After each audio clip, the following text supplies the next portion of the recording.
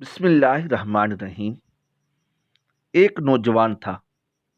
उसने अपने वालिदैन की बड़ी खिदमत की। भाइयों से कहा कि जायदाद का हिस्सा मैं आपके सुपुर्द करता हूँ। वालिदैन की खिदमत आप मेरे सुपुर्द कर दें।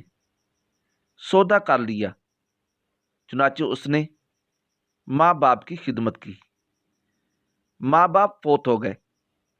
उसने ख्वाब में देखा कि कोई उससे कहता है कि फलां पत्थर के नीचे 100 देनार मिलेंगे क्योंकि तूने माँ बाप की बड़ी खिदमत की है। पूछा, इसमें बरकत होगी? कहा, बरकत नहीं होगी। नौजवान ने कहा, मैं नहीं लूंगा। सुबह उठा, बीवी को बताया।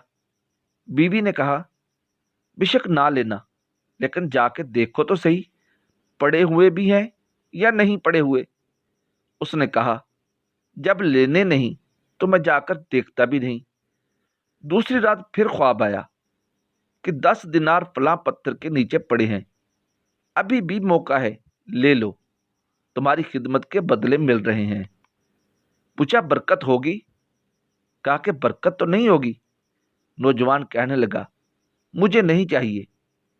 तीसरी रात फिर ख्वाब आया कि फलां पत्थर के नीचे 1 दिनार और पड़ा है, अब जाकर ले लो, अब मौका है। पूछा, बरकत होगी? कहा, हाँ, बरकत होगी।